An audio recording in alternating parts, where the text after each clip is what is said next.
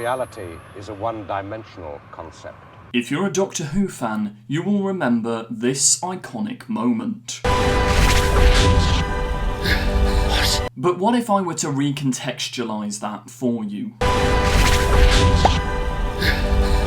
What you witnessed there was not in fact a bi-generation, rather it was a tri-generation. There's no such thing! It did not create 2 Doctors, it in fact created 3 Doctors. I can't tell you what I'm thinking right now. An unholy trinity. Because today I think we can finally answer the question of who is Mrs. Flood, or rather the question should be Mrs. Flood is who? Well, Mrs. Flood is Doctor Who. Look, the point I'm trying to get at is, and it may sound crazy, but stick with me on this, I think Mrs. Flood is the Doctor. But not just the Doctor, she's a combination of the Watcher and, more importantly, the Valeyard. For those of you who aren't in the know on your classic Who knowledge, the Valeyard is an evil incarnation of the Doctor. The Valeyard is an amalgamation of the darker sides of your nature, who is said to be somewhere between the Doctor's 12th and final incarnation. somewhere between your 12th and final incarnation. So, just putting it out there, we're currently in between the 12th and final incarnation. But why do I think this? Well, there's loads and loads of clues. But let's take it from the top. I think when this bi-generation happened, whether it be the cosmic forces of the universe trying to balance good and evil, which is a common theme within many myths or religions or cultures. And the 15th Doctor literally describes the bi-generation as a myth. Since the sprinkling of the salt in Wild Blue Yonder, myth becomes reality. So if this good force exists, maybe like in Egyptian mythology for example, a bad force has to be created to counter it. When the 2 Doctors, the 14th and the 15th, burst out of the bi-generation, a 3rd Doctor, Mrs. Flood, the Valeyard, was also born, but somewhere else. Perhaps inside the TARDIS, or perhaps she was just born somewhere else in Unit HQ. But it's no coincidence that after the 15th Doctor's born, the next episode this very mysterious woman crops up. Already in Season 2, we've had the bi-generation reminded to us by the narrative. Bi-generation. It's left me with a little extra pocket of energy. Which, 1, why did you have to specify bi-generation? Because Russell wants to remind us a bi-generation specific event is coming up. And 2, it tells us that there was a load of energy created by that bi-generation. The excess of it had to go somewhere, maybe into the birthing of a 3rd incarnation. If we also go right back to our first ever breadcrumbs for who on earth Mrs. Flood is, Russell T Davies said that this promo image has a clue about Mrs. Flood, and I'm pretty sure that he said the blue door behind her was some form of Easter egg or clue. Now, I don't know about you, but that's TARDIS blue. That kind of rhymed there. I almost became a poet, and I didn't even know it. But point is, Russell's saying that's a clue, and it's not just that. Mrs. Flood even, the first time she breaks the 4th wall, she says, "Never seen a TARDIS before," and winks. Who knows TARDISes better than the Doctor himself? Furthermore, I reckon whenever this tri-generated Mrs. Flood incarnation was born,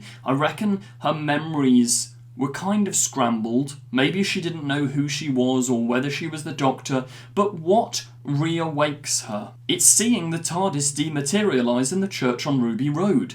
That moment seems to change everything. Mrs. Flood goes from being your average nosy neighbour, maybe she's like a sleeper agent. She thought she was a nosy neighbour, but she hears and sees the TARDIS dematerialising, drops her shopping in shock, and all the memories come flooding back, just like the way the Doctor disguised themselves to be a human within the pocket watch for the family of blood. Also, is it coincidence that Susan Triad and Mrs. Flood are basically the same plotline? They keep cropping up. Let's not forget Triad technologies, TARDIS technologies. There's such a weird emphasis on something happening with TARDISes here to do with Mrs. Flood. But I reckon in that moment where she saw the TARDIS dematerialise, all of her memories came flooding back. She realised who she is. Or should I say, she realised she was who. Even if we look to the most recent episode, How does Mrs. Flood know what was happening with Conrad inside the 15th Doctor's TARDIS? She wasn't there.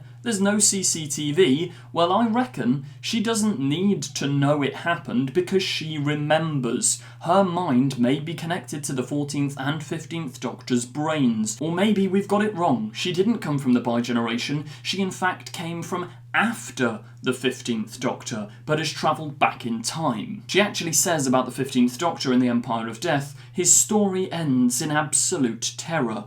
Is that her?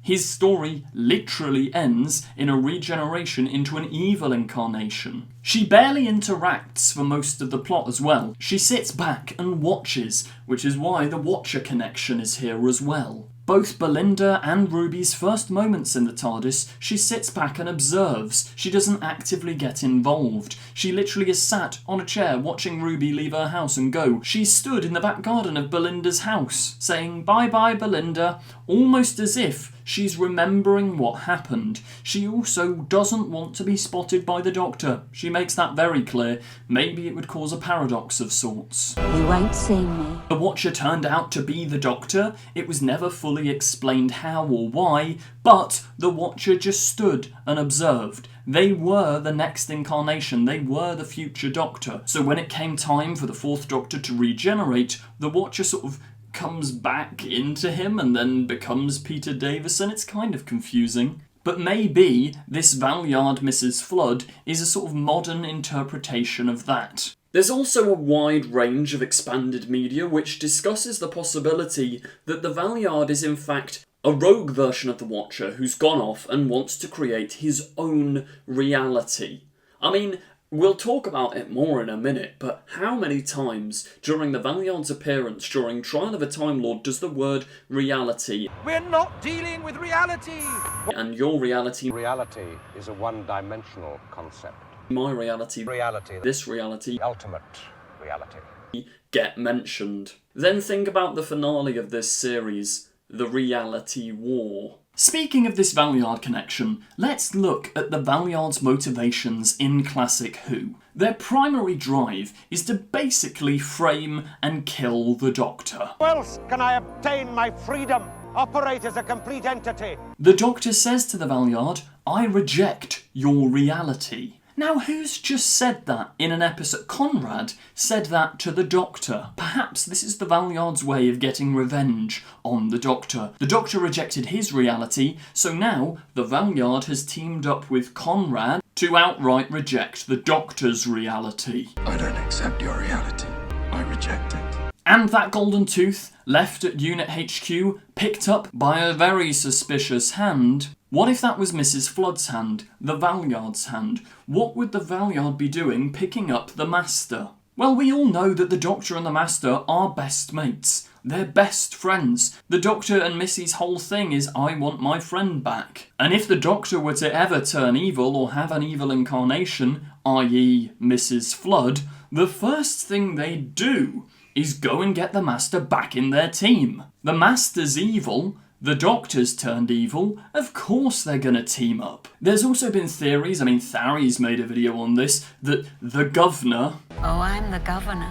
has connections with the Master and the Saxon Master. Maybe that's one of the reasons Mrs. Flood or the Valeyard calls themselves the Governor to Conrad. It's a fun little in-joke because they've also teamed up with the Master. Maybe this is the Unholy Trinity that Russell's been talking about. Mrs. Flood, the Valeyard, Conrad, and the Master. And as I say, the Valeyard's primary motivation. How do you hurt the Doctor more than just plain killing them? You destroy the one thing that they have worked so hard to protect, the planet Earth. May 24th, Mrs. Flood destroys the planet Earth purely to spite herself. Well, her good self. To get back at the Doctor, before ending in absolute terror, Mrs. Flood destroys the Earth. Perhaps in this Valeyard-like state, she's gained a new form of consciousness. Maybe the Doctor's original species or planet, wherever they're from, the other side of that boundary shown in The Timeless Children, is full of gods and creatures that can break the fourth wall, entities from outside our known reality, like Maestro, who can also break the fourth wall. Perhaps that's the reason that Mrs. Flood can break the fourth wall so easily. And I mean, the Doctor's already kind of broken the fourth wall in the Devil's Cord as well.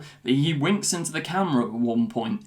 Is it coincidence that two of the only characters that can do that are the Doctor and Mrs. Flood? Perhaps it's no coincidence they're the same person. Maybe her motivation as well, she wants the TARDIS back. It was split into two, one given to 14, one given to 15. Perhaps she wants the TARDIS. Maybe this will all culminate in 14 and 15 having to team up, regenerating into the next incarnation to defeat and stop Mrs. Flood. And as I say, the whole finale, the reality war, the Valeyard's whole thing in Classic Who is kind of creating his own reality, creating his own truth about the Doctor, trying to put the Doctor on trial for crimes he didn't necessarily commit. So it makes sense that in the modern age, this is all going to be a political allegory for fake realities and fascism. Mrs. Flood is creating realities that deliberately oppose the Doctor. She's the anti-Doctor. She is the opposite to everything the Doctor stands for. Let me know your thoughts on this in the comments down below, because there's certainly pieces that connect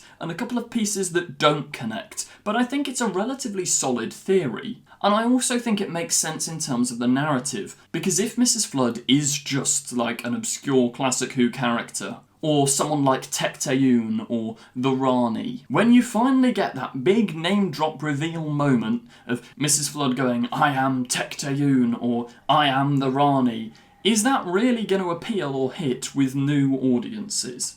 Sure, they may be able to write it in a way where it chimes naturally, but something any audience could understand is Mrs. Flood going, I am the Doctor. I am an evil version of you. Like, what a mic drop reveal moment that would be, which would actually feel quite new and fresh, while also harkening back to the classic series of the show, which we know Russell T Davies loves to do. I could really see that happening. And as I say, all the clues about the blue door, never seen a TARDIS before, maybe she's the Doctor. But probably not the one we were expecting. Let me know your thoughts and theories on this in the comments down below. Have I completely and utterly lost the plot? Or is there maybe something to this? Who do you suspect Mrs. Flood to be? Who do you hope Mrs. Flood to be? Who do you hope Mrs. Flood not to be? Let me know all of that in the comments down below. Thank you very much for watching this video. Please subscribe, like, comment, share. It really helps me out a lot. You can check me out on Patreon for early access to our podcast, etc. Oh, and take a breath. Thank you for watching and goodbye. Don't forget to click below and subscribe to the official Confused Adipose YouTube channel. I will destroy you! She's not seen a single episode. No, I've watched your episodes. Keep these sonic screwdrivers. What else am I saying about the film? Don't watch this one.